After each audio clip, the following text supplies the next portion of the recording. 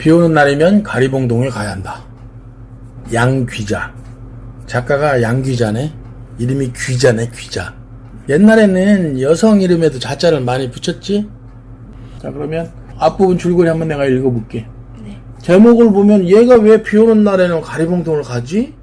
라는 게 가장 중요하겠네. 네. 앞부분 줄거리. 그의 가족은 지금 살고 있는 집으로 이사 온 지 얼마 안 되었는데 어느 날 목욕탕 배수관에 문제가 생겨 수리를 하게 된다. 지물포를 하는 주씨가 소개한 임씨에게 일을 맡기는데 그는 원래 연탄 장수지만 연탄이 안 팔리는 여름에는 이런 일로 생계를 꾸리는 사람이다.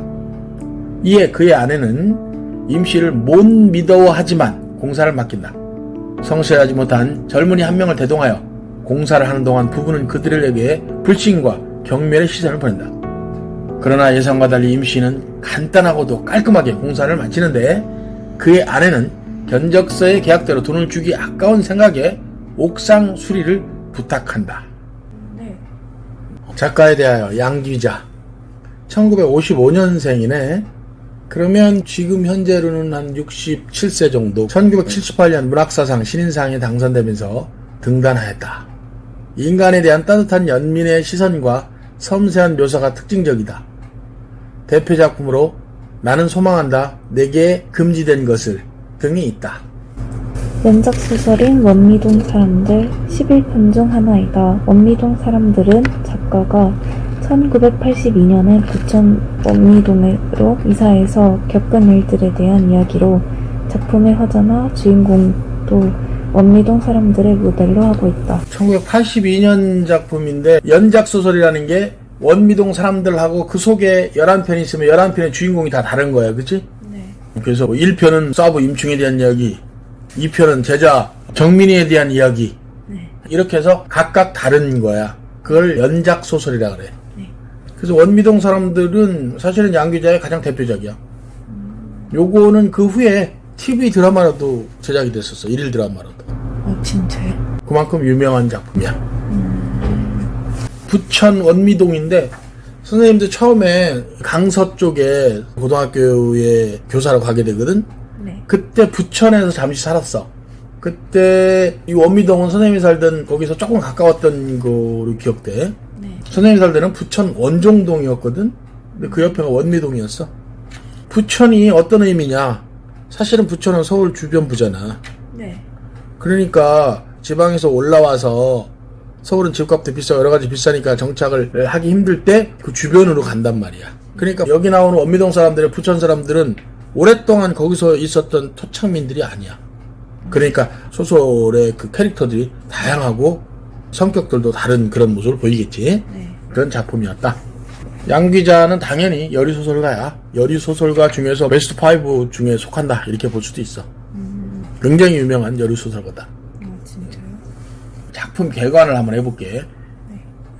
작품 개관 갈래, 단편소설, 연작소설, 성격, 현실 비판적, 사실적, 배경, 시간 1980년대, 공강, 부천시 원미동, 시점, 전지적 작가 시점, 주제, 소시민들의 삶에 대한 연민, 소시민들의 속물적 태도에 대한 비판, 특징, 실제 공간을 배경으로 설정하여 등장인물들의 삶을 사실적으로 그려냄, 그의 시각을 통해 인물의 행동을 보여줌, 그의 심리 변화를 통해 소시민적 속물성에 대한 비판 의식을 드러냄.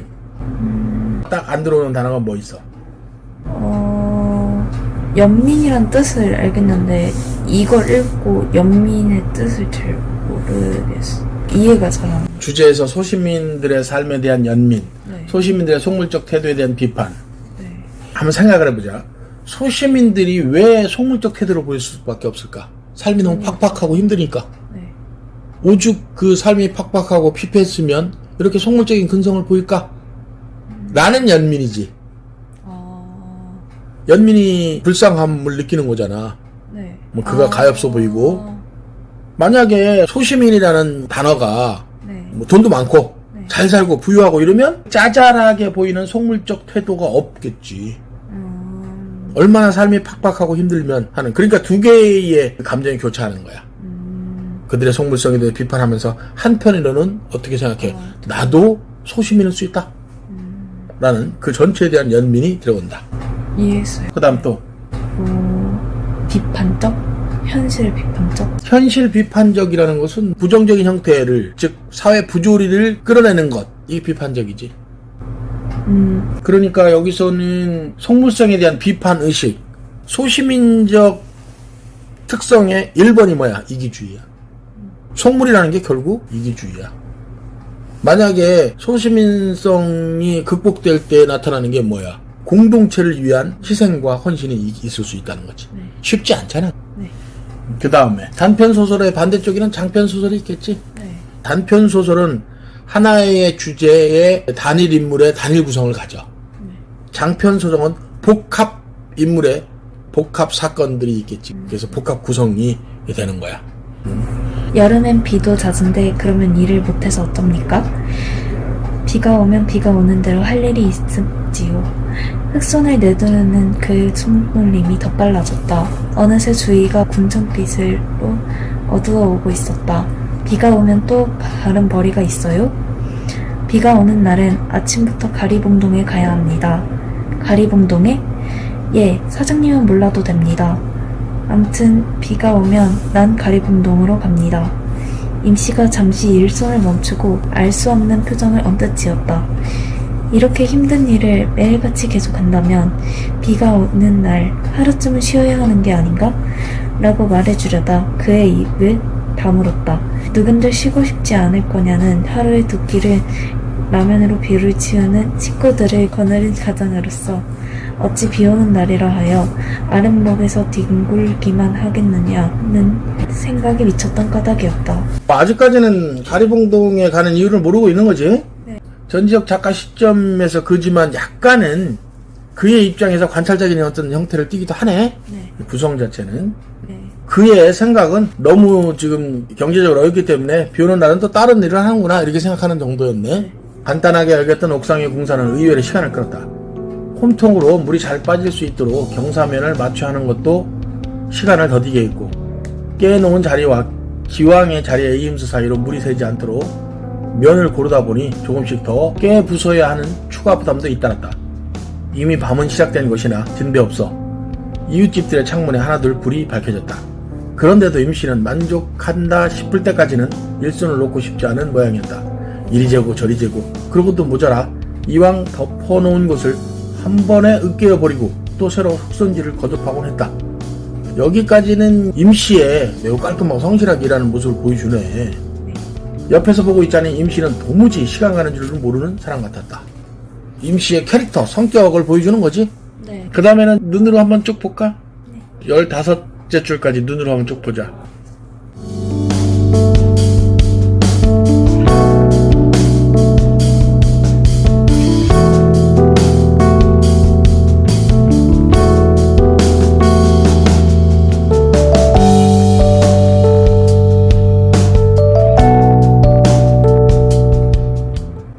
관찰자인 그는 임씨에 대해서 매우 우호적이네. 그리고 일이 이렇게 늦어졌던 것은 아내의 이기심 때문이었지. 아내가 돈의 매수 일이 너무 적용한 거 아니야? 그래서 더 다른 일을 시키는 바람에 옥상 수리까지 한 거야. 예상외로 옥상 일이 힘든가 보죠? 저 사람도 이제 세상에 공돈이 없다는 사실을 깨달았을 거예요. 아직도 아내는 임씨에 대해서 탐탁치 않아. 네. 하지만 우정지어낸 열정으로 단정하다면 당한 뚝은 되려 그들이었다. 밤 8시간이 지나도록 잡려구 노릇에 시달린 그도 고생이었을 거고, 불어 만들어 시킨 일로 심적인 부담을 느끼기 시작한 그의 아내 역시 안절부절 못했으니까. 아내는 기다리는 동안 술상을 부어놓고 있었다. 손발을 씻고 계단에 나가 옷에 먼지를 털고 들어온 임씨는 8시간이 넘어선 시간을 보고 오히려 그들의 부부에게 미안해하였다. 시간이 벌써 이렇게 되었나며? 우리 사모님 오늘 너무 늦게까지 이거 고생이 많으십니다요. 사장님이야 더 말할 것도 없고 참 죄송하게 되었습니다. 안방에서 아이들을 보고 있던 노모는 할머니지? 그의 어머니야. 안방에서 아이들을 보고 있던 노모가 대신 임씨의 노고를 치하해 줬다. 젊은 사람이 일도 엄청 잘하네. 늦으면 내일 하고 쉬었다 하면 좋을 끼구만. 일 무서운 줄 모르는 걸 보이 앞으로는 잘 살게요. 노모의 덕담을 임씨는 무릎을 꿇고 두 손을 짚은 채 들었다. 예의도 바르네. 매사 예수 믿는 사람이라 남자들 술 마시는 꼴은 앵꼬 봐서 못 보지만 그렇게 일하고는 안 마실 수 없겠구만은. 나는 고마 들어가 있을 테니 좀 쉬었다 가서 하고 노모가 말을 끝냈네. 노모가 방문을 닫고 들어가자 임씨는 그가 부어주는 술을 두 손으로 황감히 받쳐들고 공손하게 받쳐들고 조심스레 목을 대로 넘겼다. 마셨다라는 얘기겠지. 네. 이거 왜 이러십니까? 편히 드십시다. 나이도 서로 엇비슷한데 말이요. 그가 한 말이야. 그렇게 말을 했어도 그는 임씨의 나이가 그보다 훨씬 많으면 왠지 괴롭겠다는 기분을 지울 수가 없었다. 네. 찬바람이 불면 다시 온몸에 검댕치를 하는 연탄 배달에 나서야 하고 여름이 오면 정식으로 간판 달고 일하는 설비집 동료들이 손이 딸려야만 넘겨주는 일감에 매달려 하루 벌어 하루 먹고 사는 저 사내의 앞날이 창창하다는 게 위안이 될는지 그것도 모를 일이긴 했다. 여기 설비집은 지금으로 얘기하면은 인테리어집. 임씨는 연탄 가게를 운영하는 사람이지 인테리어, 즉 설비집을 운영하는 사람이 아니기 때문이다. 그래서 설비집 사람들의 손이 딸려야지만 일감이 많아서 그럴 때만 하나씩 준다는 얘기지. 사장님은 금년 몇이지요? 저는 토끼띠 36 아닙니까? 임씨가 36의 토끼띠라면 그는 35의 용띠였다. 옆에 앉아서 지갑을 열었다 닫았다던 아내가 얼른 이 양반은 하고 나서는 것을 그가 가로챘다. 그래요? 나도 토끼띠지요. 서로 동갑이군요. 그래야 좀 편해질 것 같으니까. 상대편도 좀 편안해 할 것 같으니까. 아내가 기가 막히다는 표정으로 그를 쳐다보았지만 그는 아랑곳하지 않고 동갑 기념이라고 또 한 잔의 술을 그의 잔에 넘치도록 부었다. 1살 정도만 보태는 것으로 거짓말의 양을 줄 수 있는 것이 몹시 다행스러웠다. 남자들 뭐 사회에서 첫 만나면 한 5살은 기본이지 뭐. 이상하게 진짜인지 아닌지 모르겠지만 외국 사람들은 자기 그 나이를 좀 줄여서 하는 그런 습성이 있고 우리나라 사람들은 나이를 좀 느려서 하는 그런 경향이 있대. 그게 왜 그럴까? 아무래도 서양은 개인주의적인 그런 것 때문에 나이 많은 사람에게 우대를 해야 된다는 그런 게 좀 적잖아. 근데 우리는 장유유서 아니야. 그런 것 때문에 더 그런 게 아닌가 싶기도 해. 토끼띠 남자들이 원래 팔자가 드센 편 아닙니까요? 여자 토끼띠는 잘 사는데 요상하게 우리 나이 토끼띠 남자들은 신수가 고다는 터라 이 말씀입니다. 헌데 사장님은 용케 따시게 사시니 복이 많으십니다. 저런 그는 속으로 머쓱했다. 보통 자기 띠가 다 못 산다고 하거나 자기 띠가 다 뭐 이상하다고 하거나 보통 이렇게 많이 얘기해. 그것도 또 희한해. 토끼띠가 어쩌고 했었는 게 아무래도 아슬아슬했던지 아니면 준비한 술이 바닥나는 게 보였던지 아내가 단호하게 지갑을 열었다. 돈 드려야지요. 그런데 아내는 뒷말을 못 잇고 그의 얼굴을 말끄러미 올려다보았다.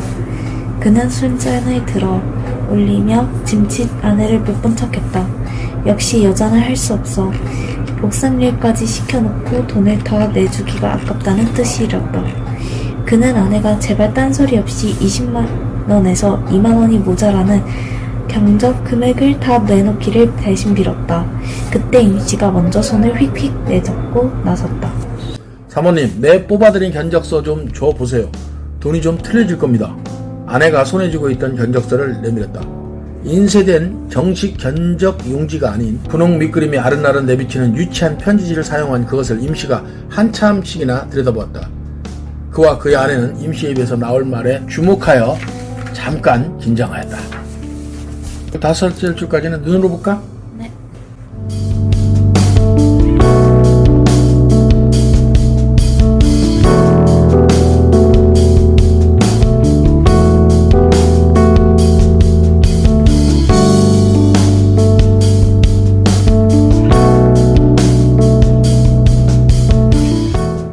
열다섯째 줄까지는 2개의 시험 포인트가 있네.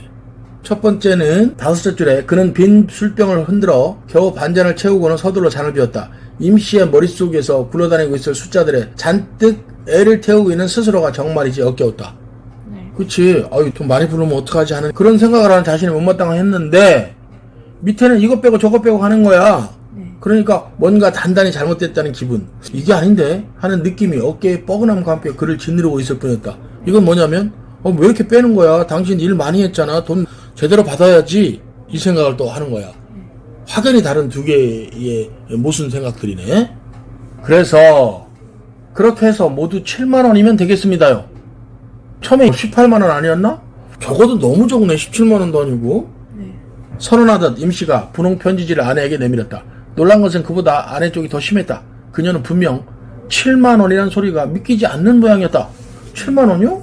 그럼 옥상은? 옥상에 들어간 자료비도 여기에 다 들어있습니다. 그거 몇 푼 되나요? 그럼 우리가 너무 미안해서. 사실은 아내는 자기가 생각하는 게 더 미안했을 거야. 줄여서 미안하다는 것보다 심리적인 미안함이 더 클 것 같은데? 아내가 이번에는 호소하는 눈빛으로 그를 쳐다보았다. 더 받아가요. 화내놨던. 할 수 없이 그가 끼어들었다. 계산을 다시 해봐요. 처음에는 18만 원이라고 했지 않소. 이거 돈을 더 내주겠다 이 말씀입니까? 에이 사장님도 제가 어디 공리를 해줬나요? 조목조목 다 계산해 넣었습니다요. 옥상이란 품값은 지가 서비스로다가. 서비스? 그는 아연에서 임씨의 말을 되받았다. 저도 서비스할 때는 서비스도 하지요. 그는 입을 다물어 버렸다. 뭐라 대꾸할 말이 없었다. 또 14줄까지 눈으로 봅시다.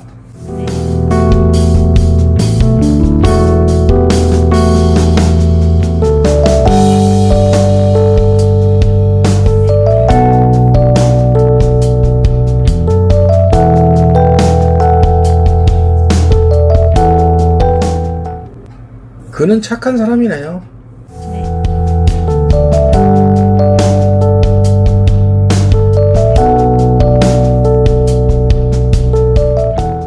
그리고는 맥주 한잔 사겠다고 그렇게 해서 슈퍼로 가네요.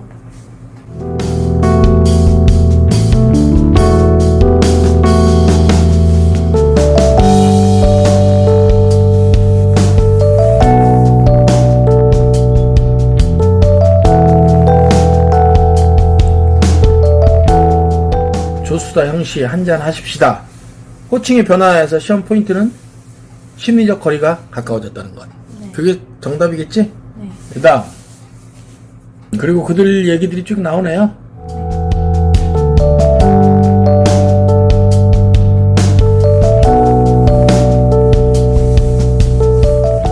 여기서 가리봉동이 나오네요. 그놈들 곰국 한 번 못 먹인 게 한이요, 형씨. 내 이번에 가리봉동에 가면 그 녀석 멱살을 휘어잡아야지. 임씨가 이빨 사이로 침을 찍 뱉었다.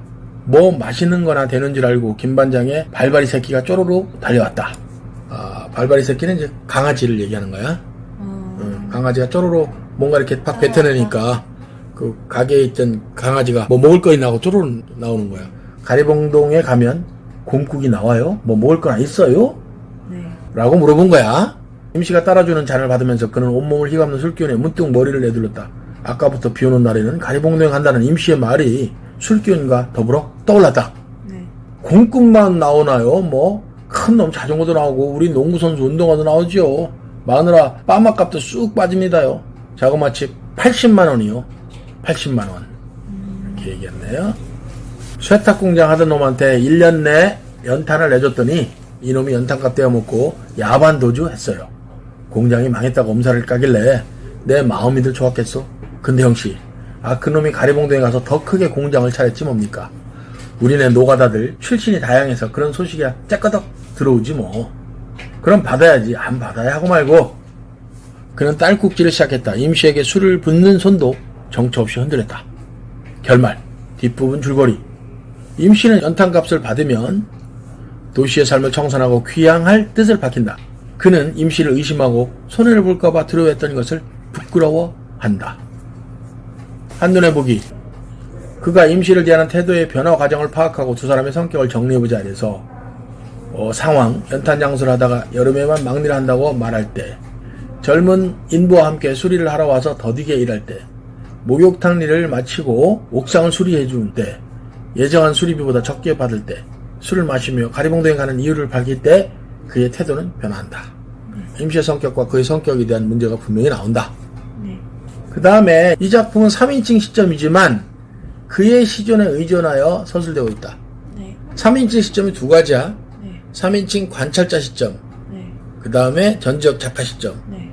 3인칭 관찰자 시점과 전지적 작가 시점의 다른 점. 임충사보가 제자 민정이 머리를 콩 때렸다. 제자 민정은 얼굴 찡그리며 손으로 막았다. 요게 3인칭 관찰자 시점이야.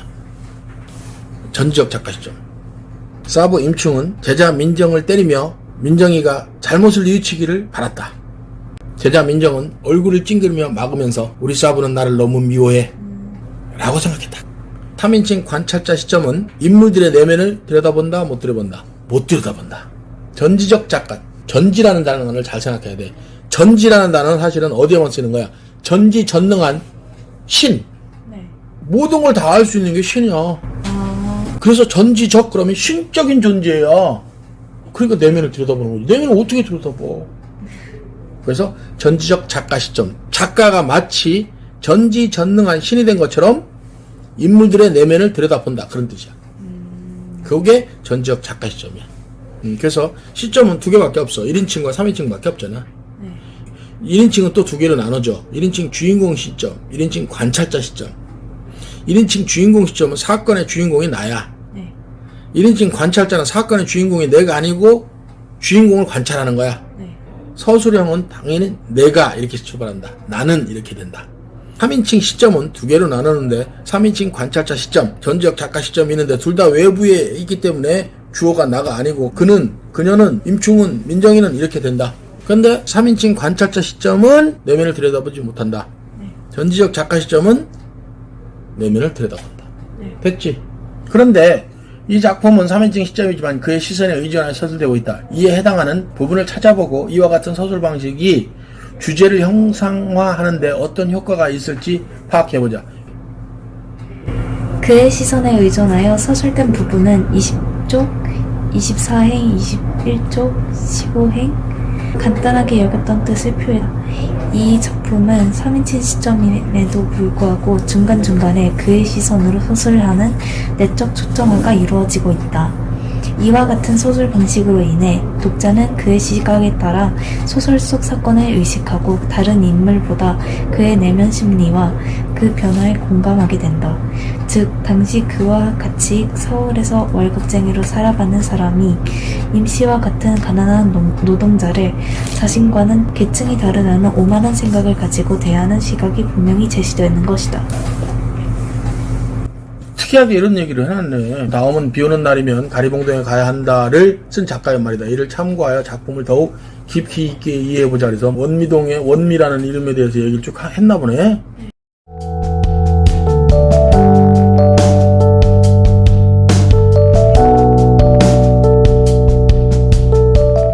작가가 원미동의 원미에 담긴 뜻을 강조하고 있는 까닭을 추측해보자. 그래서 작가는 원미를 한자 뜻 그대로 풀이하여 멀고도 아름다운이라고 강조하고 있다. 즉 이 작품에서 펼쳐지는 인물들의 이야기는 중심부로부터 멀리 떨어져 있는 소외된 사람들의 사람 냄새나는 아름다운 이야기라는 의미다. 해설이 더 좋네요. 실제로 원미동은 있어요. 그 다음에 원미동을 이 작품의 배경으로 삼은 이유는 바로 부천의 위치적인 거.